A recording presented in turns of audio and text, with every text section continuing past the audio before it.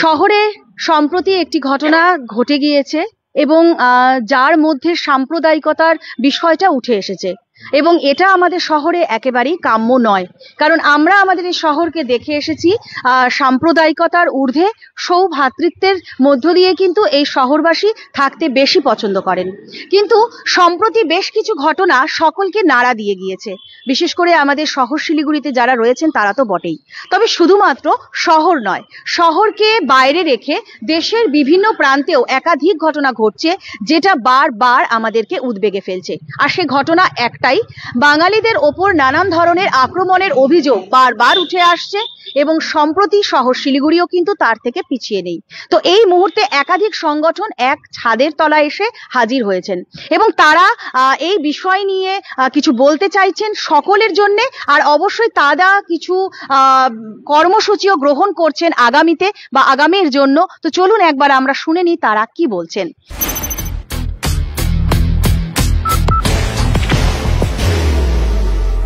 There will only be one insignia.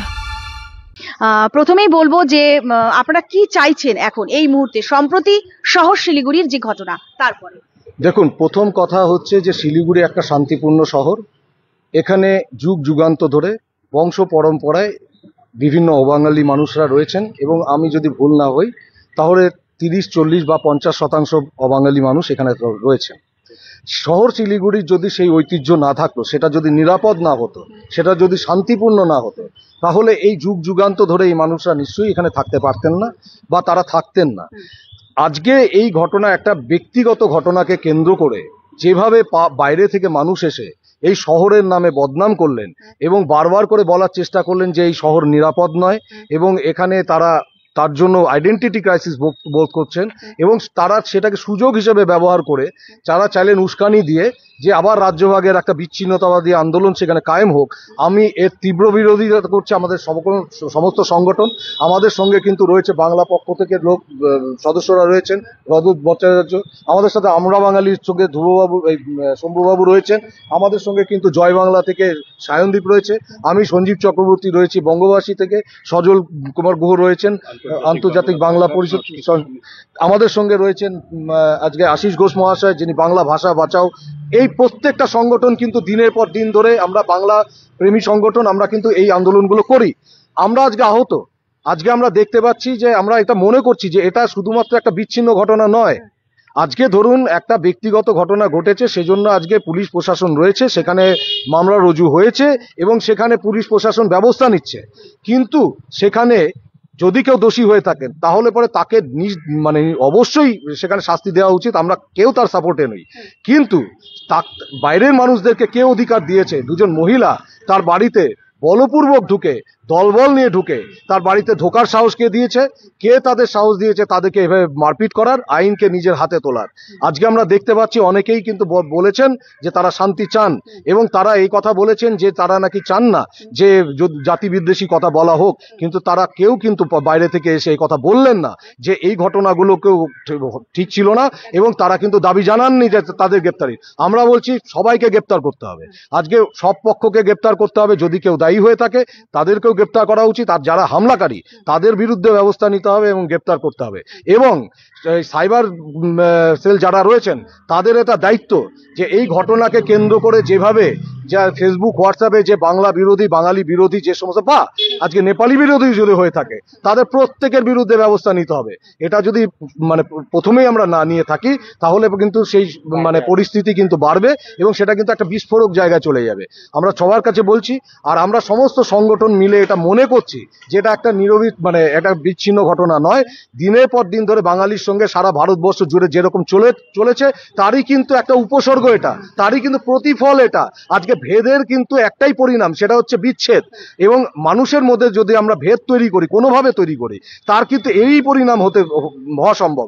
Bangla মানে বাঙালি মানে বাংলা ভাষায় কথা বলার অর্থ তুমি বাংলাদেশি, তুমি রোহিঙ্গা, তুমি বাংলাদেশে চলে যাও, এই একটা ন্যারেটিভ কিন্তু সারা ভারতবর্ষের মানুষের মধ্যে গেঁথে যেতে দেওয়া হচ্ছে, এবং কিছু অশিক্ষিত মানুষ তারা ইতিহাস না বুঝে, তার সংস্কৃতি না বুঝে সেটাকে বিশ্বাস করে মনে করছেন বাঙালিকে এই দেশের শত্রু।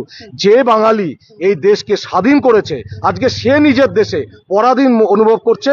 আজকে স্বাধীন ভারতে মানে সমভূমে তারা আজকে পরবাসী হয়ে রয়েছেন। আমরা এর তীব্র বিরোধিতা করছি। আমরা বলছি যে যদি ভারতবর্ষ সত্যি সত্যি আজকে একটা ধর্মশালা না হয়ে থাকে, তাহলে পরে নেপাল চুক্তির মাধ্যমে নেপাল থেকে অবাধ কি করে আমরা সেখানে উন্মুক্ত একটা বর্ডার রেখেছি, কেন আমরা কাঁটাতার দিয়ে বন্ধ করি না, কেন সেই চুক্তিকে আমরা বাতিল করি না?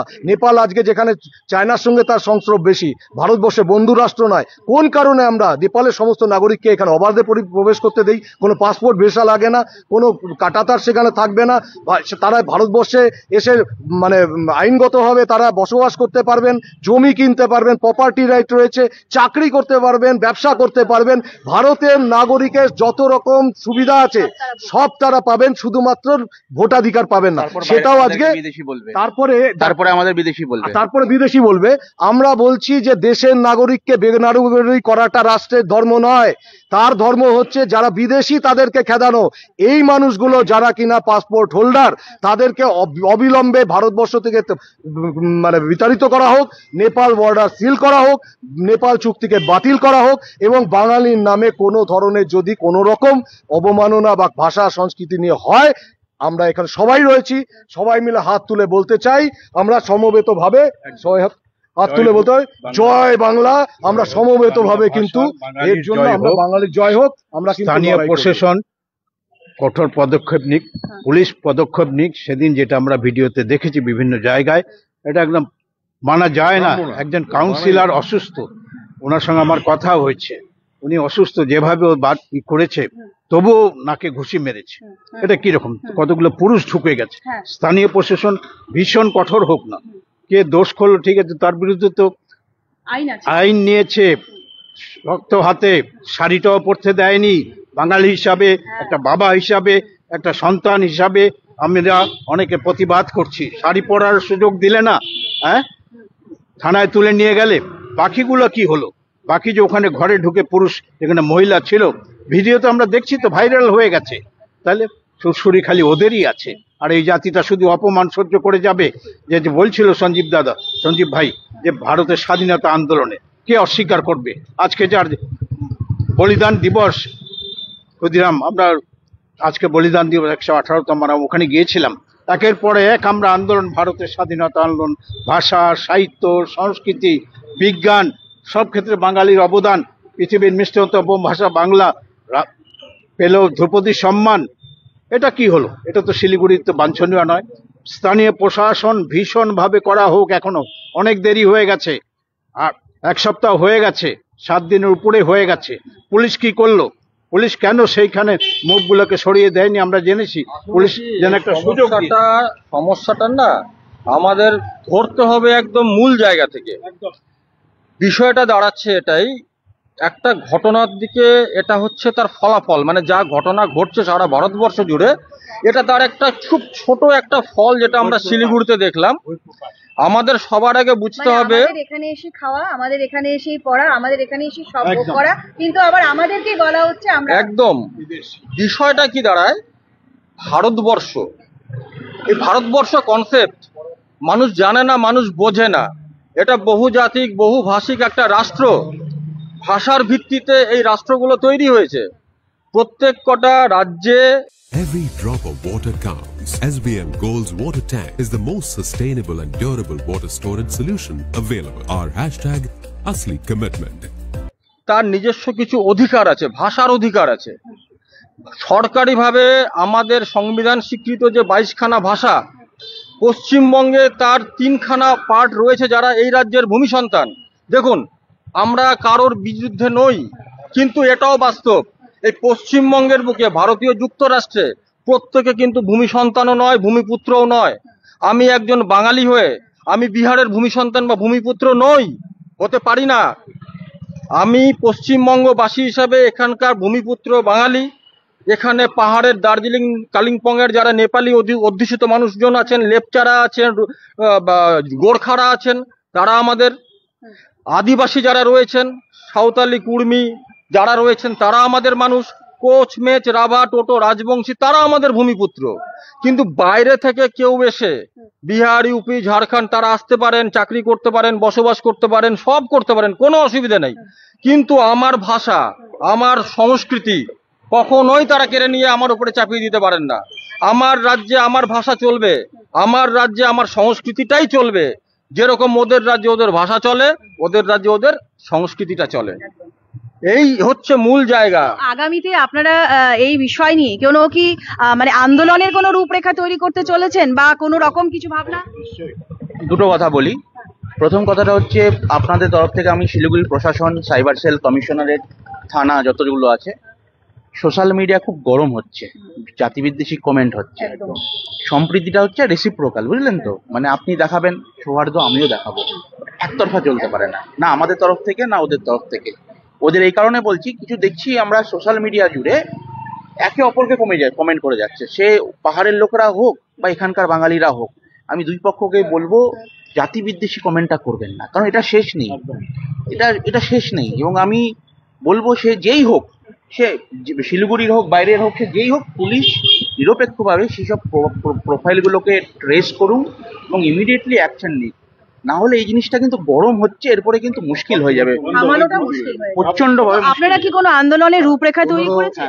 15ই আগস্ট আমাদের কলেজ পাড়াতে স্বাধীনতা দিবসে সন্ধ্যাবেলায় ঠিক পাথফাইন্ডার উল্টো দিকে আমরা একটি ভবনে, সেখানে আমরা একটা আলোচনা সভা করছি। আমরা সেখানে বলতে চাইছি যে বাঙালি আজকে ভারতকে স্বাধীন করেছে, তার স্বাধীনতা কোথায়? স্বাধীন ভারতে বাঙালি স্বাধীনতা কোথায়? এই শীর্ষক একটা আলোচনা সভা আমরা করছি এবং সেখানে আমরা বাঙালিদের উপর যে অত্যাচারগুলো হচ্ছে তার জন্য সেটাকে আমরা একটা কন্ডেম করে আমরা কর্মসূচি আমরা গ্রহণ করেছি। এবং পরবর্তীতে আমরা লক্ষ্য রাখছি, যদি এই অত্যাচার না চলে, আজকে আমরা প্রথম জোট বাঁধলাম, এবার আমরা কিন্তু সারা শিলিগুড়ির বুকে সেই আন্দোলনকে ছড়িয়ে দেব। ধন্যবাদ আপনাদের সকলকে। একবার আপনার নামটা? সায়নদীপ। আপনার নাম? রজত ভট্টাচার্য, শীর্ষ পরিষদ সদস্য, বাংলা পক্ষ। ধন্যবাদ। আপনার নাম? সজল কুমার গো, আন্তর্জাতিক বাংলা ভাষা সংস্কৃতি সমিতি। এখানে আরো অন্যান্য সদস্যরাও রয়েছেন, সকলেই এক ছাদের তলায়, এবং আগামীতে কিন্তু এই বিষয়টাকে নিয়ে তারা বৃহত্তর আন্দোলনে নামতে বাধ্য হবেন, যদি না এই বিষয়গুলো অর্থাৎ এই সাম্প্রদায়িকতার যে বিষয় রয়েছে সেগুলো থেমে না যায়। তো নানান আপডেটের সঙ্গে আমি সৌমি, আমার সহযোগী মিঠু ফের হাজির থাকছি। ধন্যবাদ। Hi, this is Chef Ranveer Brar and I'm here to tell you that also gives me the license to guarantee you brilliance on behalf of IIHM. Join International Institute of Hotel Management.